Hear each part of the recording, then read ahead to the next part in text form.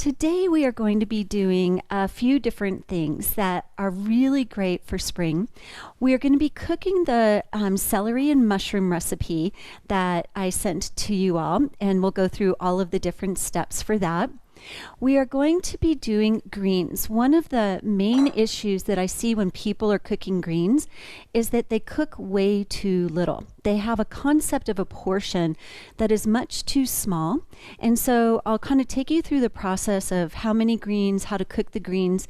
And within that, I'll also be talking about Chinese chives and green onions, spring onions, or scallions. So we'll have that little bit going. And then finally, we are going to be doing what I call creative cooking. Not finally, because I have some teas. In the spring, it's all about creativity, trying new things, doing different things. And I invite you to go to your store, to go to your cupboard, your refrigerator, and just think about new combinations. So I have my little creative exercise that I'll go through with you tonight as well. I'll show you the sprouting and the very super easy way to do sprouting. And then I'll show you a couple of different teas. There's the one that you have on the handout I sent, the Hawthorn berries, and we'll actually get that started to begin. And then spearmint with honey. Spearmint with honey is very cooling and clearing, as well as moistening and nourishing, which is perfect for the spring. That is our agenda. So we'll begin with the hawthorn berry tea. Hawthorn berries are the little berries that they come dried. Some people are very lucky and they can actually get fresh hawthorn berries. They grow on their trees. I have one of my clients in Washington State has tons of fresh hawthorn berries. But when you get them dried, you'll take 1 to 2 tablespoons and you can put it in your cup. I have it in the clear glass here so you can see what it does. And you just pour water that's at 200 degrees. If you're not sure, it's great to have a kettle. I actually sell kettles on my website that can give you temperatures, or you can just make sure it's at a very full boil. And once you have the water poured over the hawthorn berries, you're going to let it steep for at least 10 minutes. They're very hard and dried, and you want to make sure to pull out all of the benefits. So we're going to let that sit, and we'll come back to the berries. The first thing that we're going to do then is the celery and straw mushrooms. Most often you won't be finding fresh straw mushrooms at even your Asian market. So you can look for the canned version. Many places have canned straw mushrooms in the regular grocery store as well as in Asian markets. You also have the option of doing button mushrooms, or many markets have beautiful, beautiful fresh mushrooms that you can use. Any mushroom is fine except for black fungus or dried tremella mushrooms. You don't want to soak those. So shiitake mushrooms, portobello mushrooms. The straw mushrooms are ideal because they have an incredibly soft texture that balances beautifully with the celery. To make the recipe, the first thing you do is you go ahead and combine the salt, the vinegar,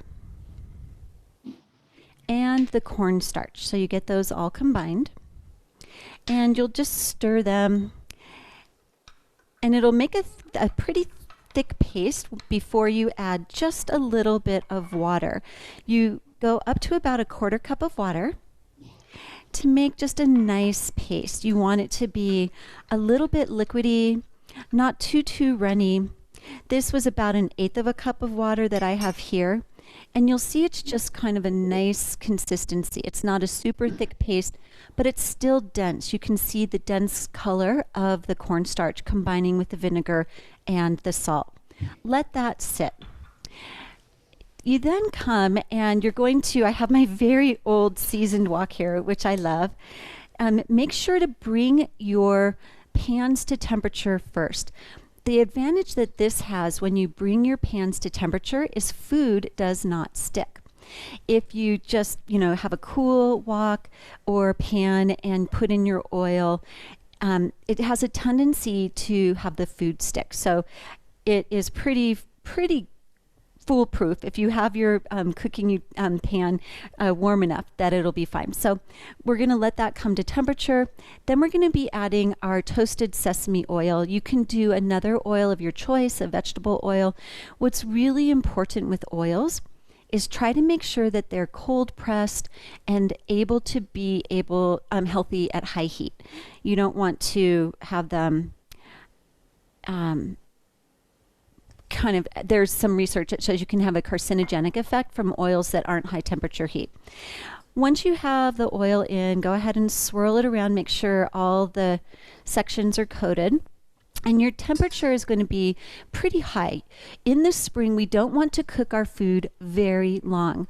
We want pretty fast cooking temperatures in order for the food to keep retaining its vitality to release heat. If you are very cold in nature, you have cold hands, cold feet, this is not a great recipe for you with the celery. You can do a leafy green, which will give you a cooling effect, but not as intense as the celery. Celery is actually cold in its energetic property, and it has a great effect for releasing yang, but you don't want to have too much of it if you are cold in nature. Keep stirring, making sure to get all the edges of the celery cooked. You're going to let it cook for a while until you start seeing a bit of a softening. You don't want to get it too soft, but you want to start seeing a bit of a softening here. I'm just going to turn this on. It'll take about 2 to 3 minutes is what you want to do with that there. So I just want to check. Okay, so we're going to go for about another 2 minutes here.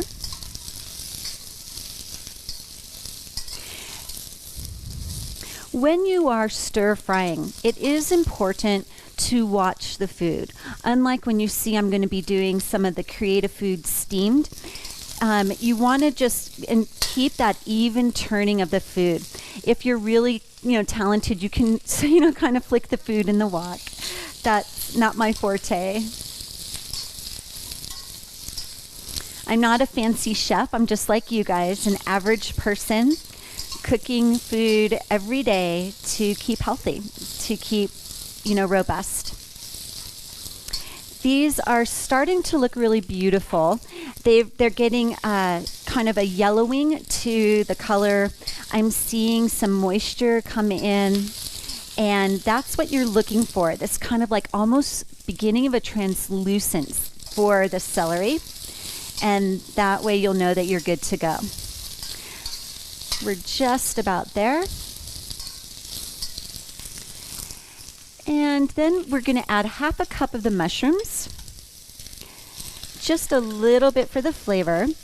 This is the can is 17 ounces drained weight. So, but even though it's a little bit less, it's a little bit more than you need.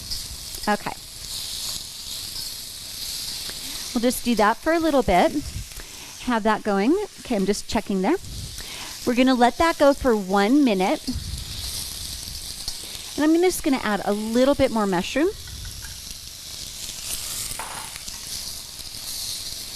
Continue to stir. That's really important. Have that. And I'll bring the food so you can see it. Grab your paste, and before you pour in the paste that you've made, give it a little stir again to integrate the ingredients. This is not absolutely essential. You can do without the cornstarch. It's perfectly fine. But it's a Chinese preference, more authentic if you do the cornstarch and the vinegar. All right, then you add your soy sauce. Get that stirred.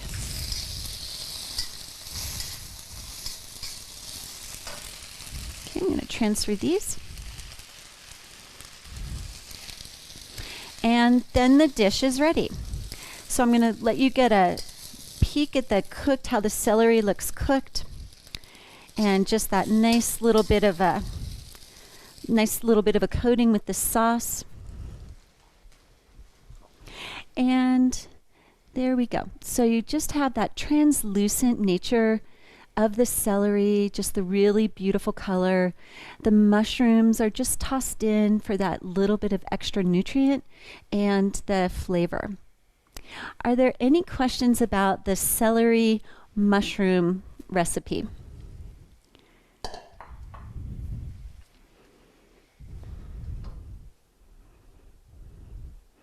Straight. Hi. Oh, yeah, go ahead. So, Yeah. sorry, I have one. So I like, don't eat celery. I don't care for celery at all. Okay. What green should I substitute? Yeah. So Broccoli? broccoli, if you, oh my gosh, broccoli is not cooling, which is okay. I would do the broccoli stems, not at the very base where they're incredibly fibrous, but up closer to the floret part. And you slice very thin slices and then cut those in half. And that will give you that same kind of crunchy texture as well as the nutrients that you want from the green. To get the cooling effect, what I would then add is a green that I'm going to cook today. You can do dandelion greens, or I've got some Chinese greens here, Chinese mustard greens. Collard greens are also really lovely. The stem of the collard green, sliced very fine, can give you that crunch that you get from celery. So it's absolutely fine to use alternatives. You don't have to use celery at all. Okay. That's, And then yeah, I have yeah. another question, which is in all the recipes I've ever done, they say mix the soy sauce with the cornstarch stuff. Yeah, this. And you did it separately. Yes, and the reason is that when you have the soy sauce, if at the very end, when you put it on, it just gives a sheen, this beautiful sheen and flavor that can coat the entire, all of the celery. When it binds with the vinegar and binds with the vinegar, the cornstarch, and oh my gosh, what am I'm liking my other thing, the sorry, Water. yeah, the vinegar and the cornstarch, yeah, sorry, and the salt, sorry, that was what I was forgetting. When it binds with those, it doesn't distribute the flavor as much. So this is just a Chinese, for this particular recipe, what Dr. Zhang, my mentor, recommends to get that sheen of the soy sauce flavor over all of the celery without having it bound to the density of the vinegar. The other reason you can keep it separate is that some people should not have vinegar. And you can even make this recipe without any of the salt, the cornstarch, or the vinegar. Literally do the stir fry and toss in the soy sauce at the very end just for that light coating. And you'll notice it's a very small amount of soy sauce.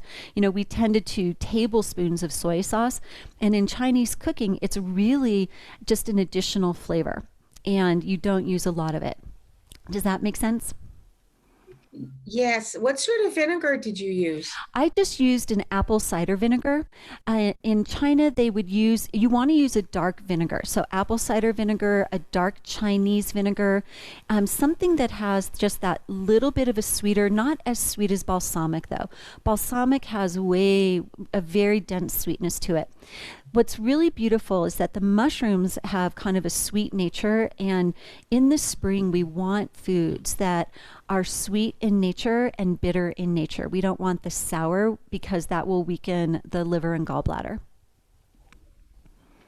Thanks. Yeah, thanks, Judith. Those great questions. Really great. Any other questions? All right. So anyway, Chinese mustard greens, collard greens, anything that has like a really thick, beautiful, dense stem that you can dice and eat. Broccoli, like I said, is really wonderful when you don't have, you don't want to get right at the base of the broccoli. You just want to have a little bit up. That will give you the nice crunch to offset the mushrooms. So before we get into the greens, we're going to do the creative cooking. Creativity really comes from trying things that are different and using the world around us to inspire us. Some things I recommend are, if you're reading a book, finding some words and seeing, oh my gosh, what foods do these words bring to mind? And seeing if you can prepare a dish that is evocative of that. Another thing, like I said, is you go to your grocery store and you just think about, okay, I know I need to be having foods that are sweet in nature because it's spring. I know that I need to have some, sweet potatoes are really nourishing at this time of year. And what else do I see that can be inspiring? And when I was at the Asian market, I saw a beautiful plantain. Plantains are a nice starchy complex without being as sweet as a banana. And for me, I can't do bananas. They're just way too sugary, and I have a hard time with them. Then I saw these beautiful purple sweet potatoes. They are just so stunning.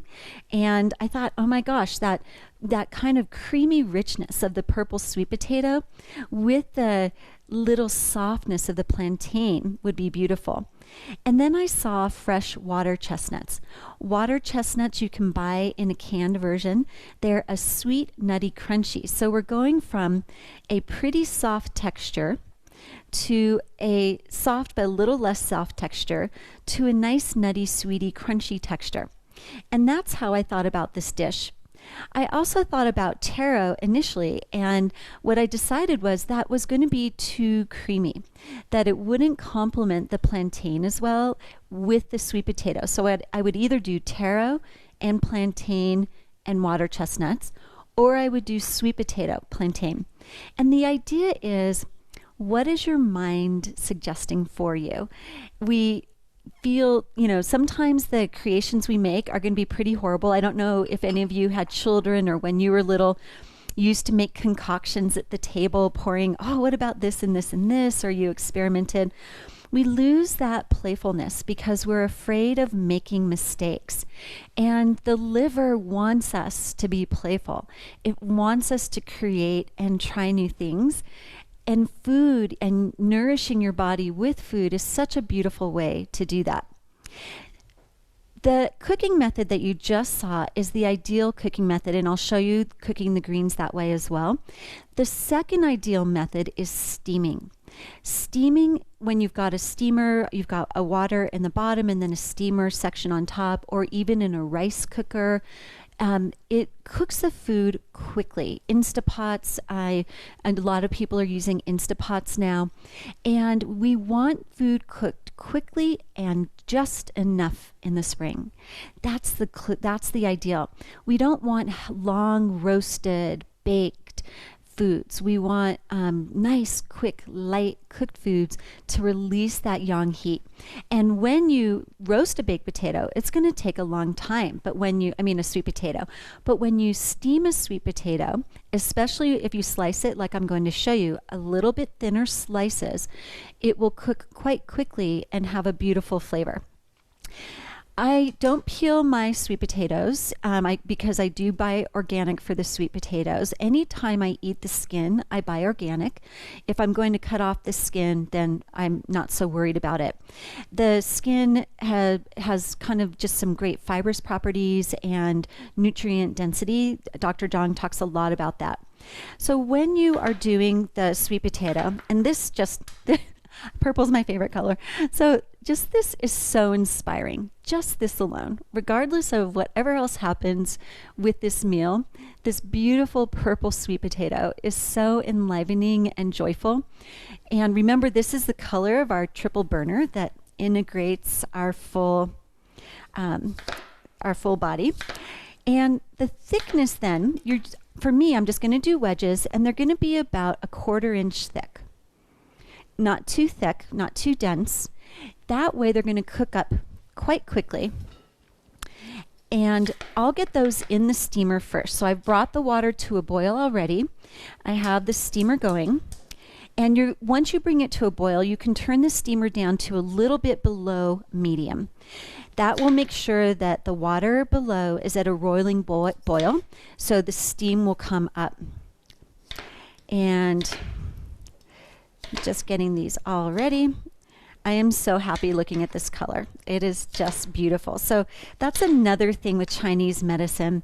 Where can you find joy with your food? Is it the smell, the taste, the texture, the color? Is it cooking with family members? If you have children and grandchildren, what do you love about that process? Is it cooking with friends? Even if you're on Zoom, sometimes that can be really fun. We're going to get those in. And then I'm going to put the water chestnuts in. You don't peel them at first. You're going to let them cook with the skin on so they don't break apart too much. It is okay though to peel the skin if you prefer. That's absolutely fine. I'll show you at the end how I get the skin off once that's done. The plantain, because it's going to cook much more quickly, we'll add a little bit in. So for this, we're going to let that go for a while, and it will take about 15 to 20 minutes. And with the plantain, it's just like a banana. You just take it. The skin is much thicker and much more dense. And I think I'm going to have to do the slicing across here. You might find that you have to slice deeper down to go ahead and peel the plantain.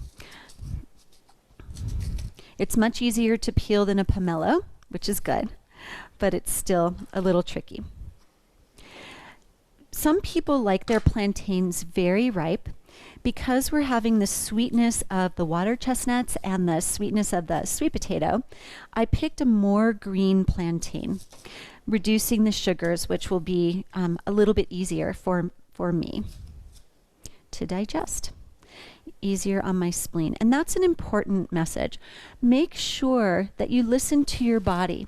You want to really tune in and pay attention to how you feel when you eat certain foods. And the plantain looks just like a banana, very similar, a little bit more dense and less loose fiber. So just that tighter fiber. We will set these aside for when we are ready to add them. Can I Yes. ask, does that taste like a green banana? It doesn't. So plantains taste like green bananas are super bitter, and plantains are, and someone can help me out with this a little bit. I would say they're almost like a banana cookie that is like a non-sweet banana cookie. So like if you just did some flour, mixed it with banana, and had more flour than banana, just kind of like that, very almost like, hi, I'm a little bit of banana flavor, but I'm not super sugary. That's what it's like. It's not bitter. It's very mellow, unlike a green banana, but it's not so sugary like a banana. So imagine a banana flavor without as much sugary sweetness to it. Anybody want to chime in if you have a better way to describe a plantain flavor?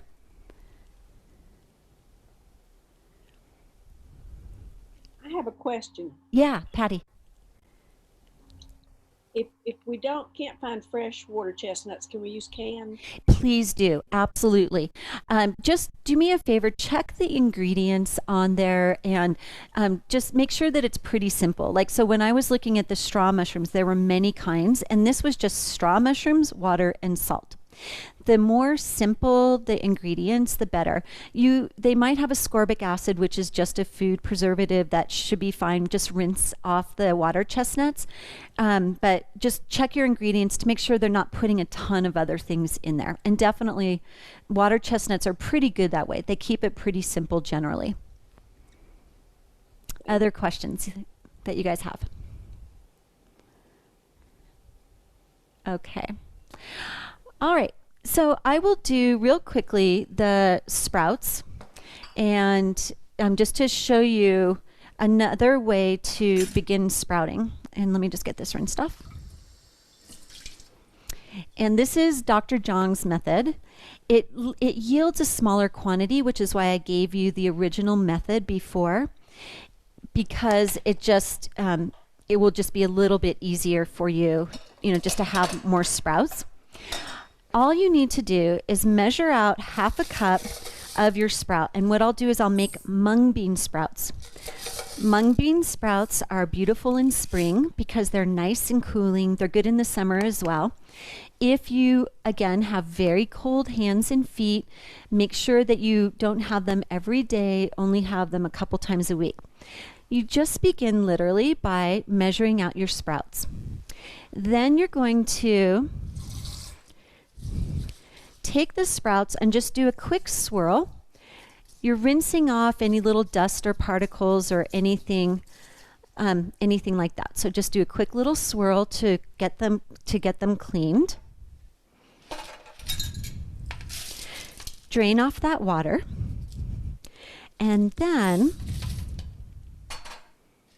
and you guys are going to laugh at how easy this is.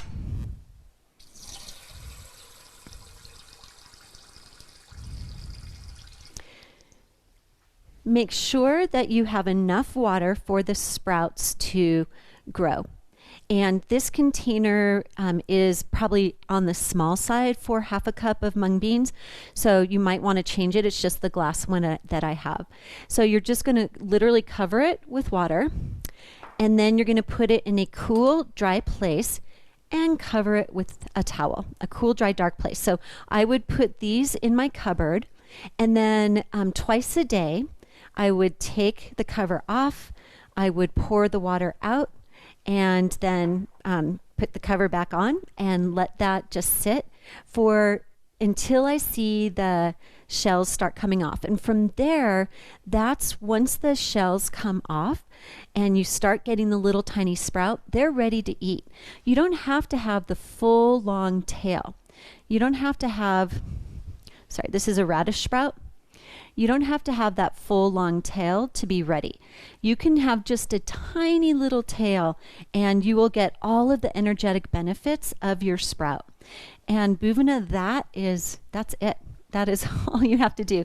The key is that you have to rinse the water once to twice a day, preferably twice a day, because there are so many nutrients in there, it will spoil. You're going to get fermentation, you're going to get rotting, and only by changing the water will you be able to keep it clean and make sure that the sprouts can grow.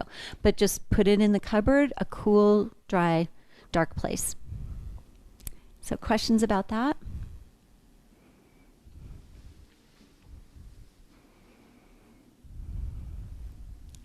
It's okay? It makes sense? So Julie, this is Yeah. the same process for the other sprouts, like if I was going to do mustard seeds or... Yes.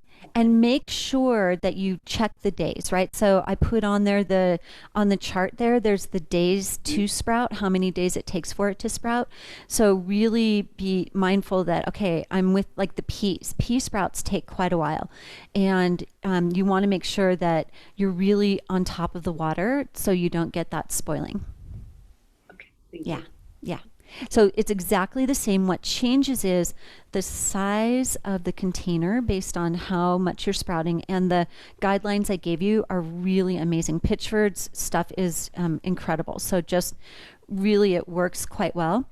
And you just watch it. So mung beans are smaller, lentils, all of those they're very quick. Sunflower seeds take longer, peas take longer. And just watch the guidelines. And there's nothing like fresh sprouts. They're so great. And many of you might have sprouts for sale at your market. I know pea shoots are very popular right now because in America we have this conception that we have to have tons and tons of protein, and if we don't get protein, we're not nourishing our bodies. And so pea sprouts have become very popular because they're high in protein and they're vegetarian, vegan. And all green food has protein. All green food is very, very nourishing. Okay, I'm going to take a minute before we launch into the greens and show you the hawthorn berry tea. You can see that they're opening just a little bit. You just kind of have that, and you're getting a hint of color to the water. There we go. It never gets much darker. It's just this very light, yellowy, orangey red, and that is ready to drink. So, Julie? Yes, Reka. What do you do with the sprouts, eating it wise? And then if you have extras, do you put it in the refrigerator and do you cook it then? Or what are you doing with them? Perfect question. So I'm going to use the sprouts with the greens. And with sprouts, especially once you're 50 and older, you want to cook the sprouts just a little bit. You want to break down the cell walls so it's easier for your spleen and stomach to work through the digestive process. And so you're going to add these. You'll see I'm going to add these at the very, very end of the cooking. I'll do sprouts in my breakfast in the morning. I'll make, for example, if I make grits, and let's say I have grits, goji berries, and lily bulb, I'll get that all cooked, and then as soon as just like couple minutes before it's done, I'll stir in the sprouts and they'll just get the heat, and that's enough to cook them. So sprouts, very little cooking. Ideally, if you have an incredibly strong digestion, you're never gassy, you never feel hungry. Feeling hungry, by the way, is a sign of inadequate digestion. So if you feel hungry and you get tummy rumbles, something's not right in your digestive process.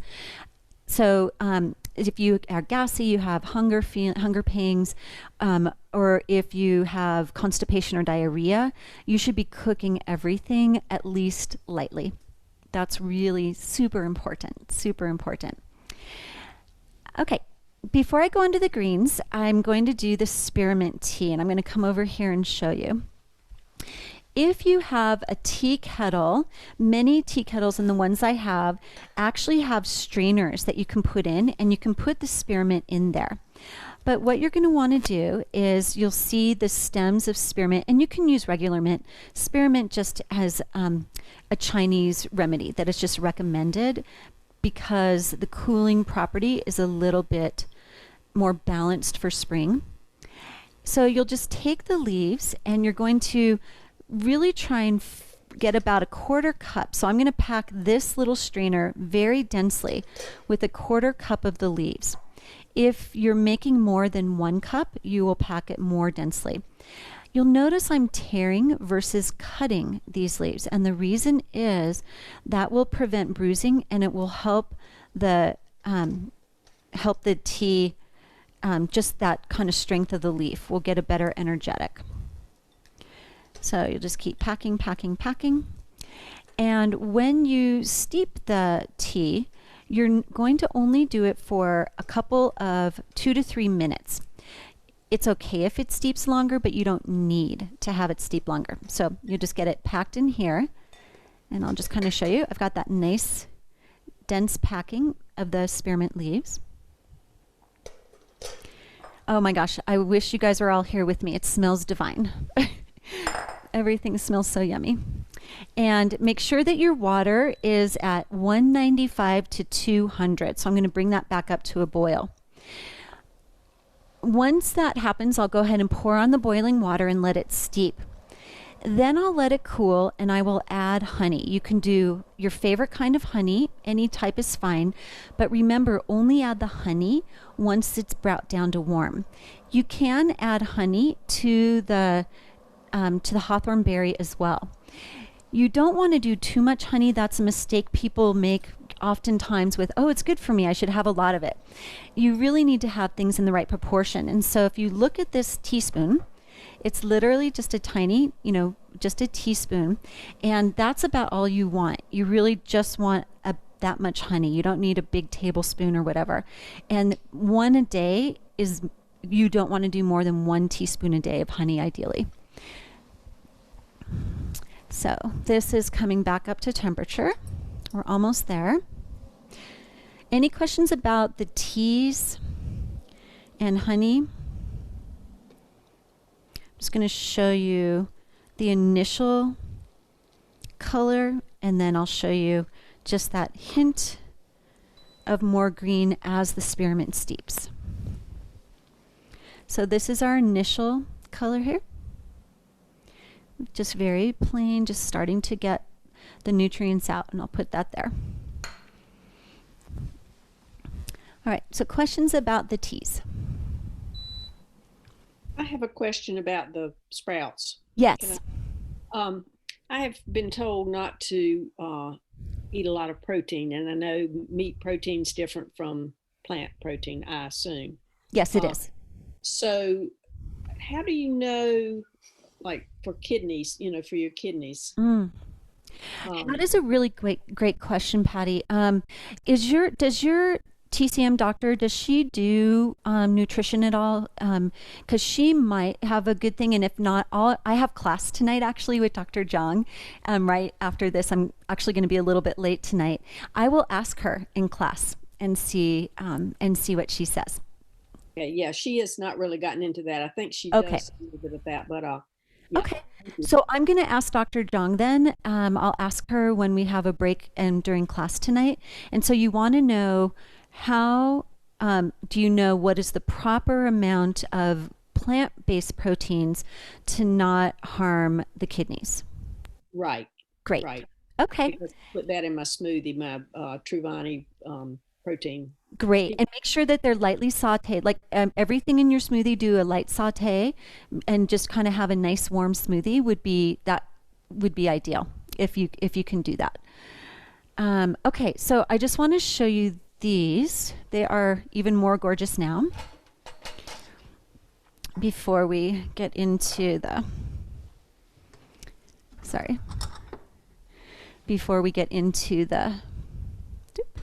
and these are just about done. So here are the purple yams now. All of those beautiful nutrients. And Dr. Zhang also talks a lot about a rainbow of colors.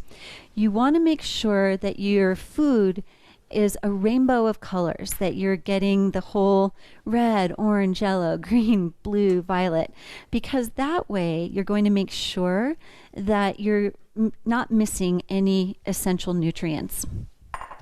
So I just added the plantains because the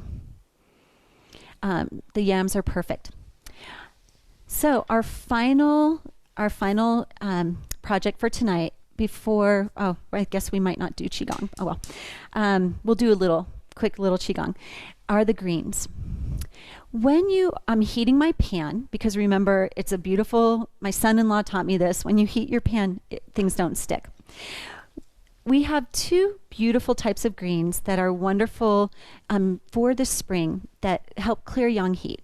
The first are traditional Western scallions, and the second are Chinese chives. They're just this very subtle flavor. On the Chinese chives, you're going to cut from the end that's closer to the ground and not so much on this very feathery, leafy end. On the scallions, you'll do just the opposite. You want the beautiful, kind of more dense green part of the scallion and not so much the white.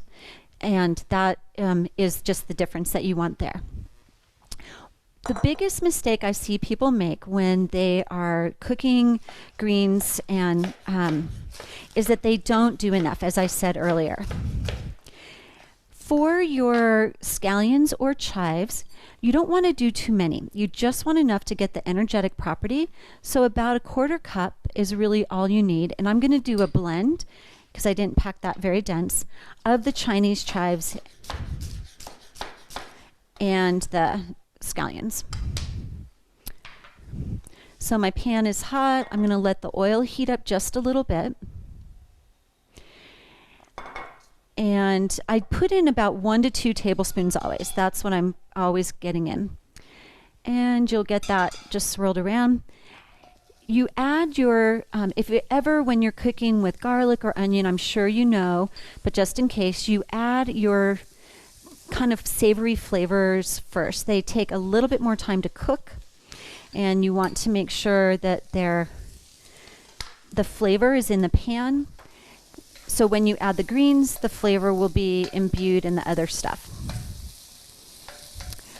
All right, we're going to let those cook for 1 to 2 minutes, just until they're translucent. And then I'm going to be taking my Chinese mustard greens and my dandelion greens. Out of this batch, this is actually not too much. You're going to see how it cooks down. Some people would look at this and go, oh my gosh, that's too much. I don't want that, don't need that much. But it cooks down a great deal, and it's really essential for getting enough of the mineral complex and nutrient complex to have that quantity. So dandelion greens are quite bitter, And Chinese mustard greens, believe it or not, are a little bit sweet. And it's a perfect blend, a perfect combination of flavors. So we're going to stir this up just a little bit. Those are looking gorgeous.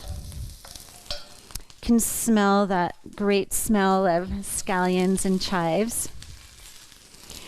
I'm putting the dandelion greens in first because they take a little bit longer to cook than the mustard greens. They're a little bit more dense leaf. So always think about that. How dense is your leaf, and or how kind of loose and floppy, and you can tell by how loose it is. And for the mustard greens here, I'm going to do half. And that's going to be plenty. Do the stem and really just dice the stem a little bit finer. And this is another great secret. When you have big leafy greens like mustard greens or collard greens, roll them together and place them over your other greens so they're easier to cut through. And you'll just keep putting them on top of each other, slicing through. And then come the other direction. All right. These are looking gorgeous. Just they're already breaking down. You're looking for that kind of tenderizing, that wilting of the cell walls. Then add the rest of the greens. And you can add seasoning if you would like. You can do soy sauce. You don't want to do too much salt in the spring. So what's really beautiful is rosemary, coriander, cumin, turmeric. Those are all incredibly wonderful spring herbs. And you can add fresh. You can do dried. If you haven't done the body constitution quiz, you can email me and we can take a look and see which of these foods are okay for you. So these are cooking up beautifully. They look really lovely. And they are just about done. And you'll notice how fast that was. It doesn't take very long. You'll see that nice softening, that wilting. And that's about all you want. You want the strong, energetic. And then lastly, you'll add your sprouts. You don't want to do more than about a half cup of sprouts. They're very potent, very, very potent. Radish sprouts are great because they clear heat. So if you're feeling agitated, you haven't been sleeping well, radish sprouts are really lovely to add. And that is this. And then, so those are ready to go. And it's super fast. One of the things that, I always do when I get home from the market is just throw everything in and wash it. And I'll often cut it beforehand. I just didn't because I wanted you to see the quantities and amounts. But this amount in here is really the proper amount for 2 people. This is not too much. And it really, we don't eat enough. And this just really, as you look in here, it just is a nice amount for 2 people. So this would be 1 serving. And you could even do a little bit more. That would be for 1 person.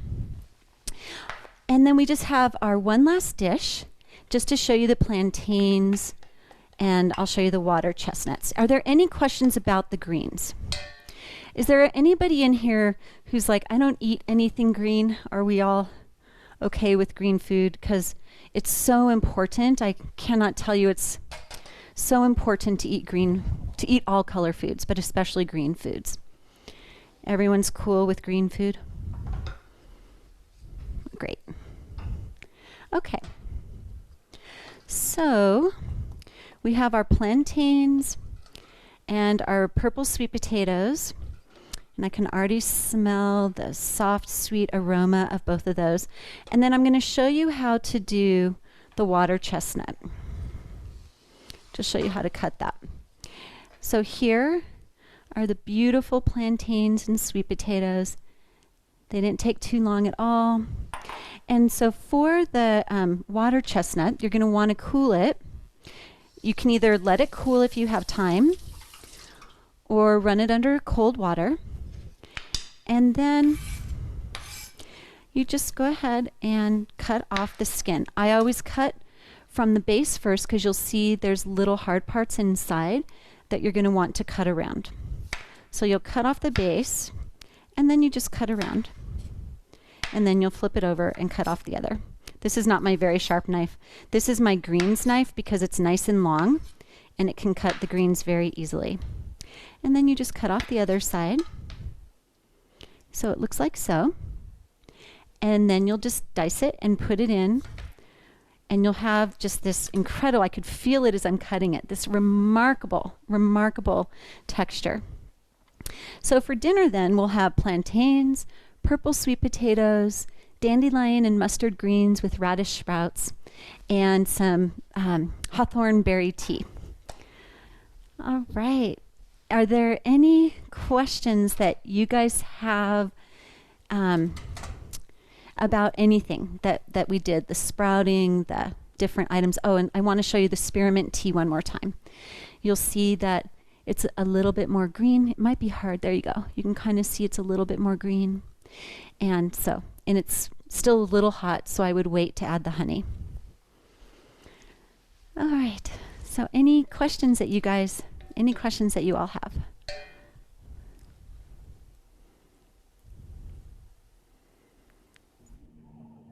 I want to hear how the dish is with the plantains after you taste it. Oh, I'm sure it's going to be so good. I'm excited. Do you want me to taste? I can tell you real quickly. Let's see.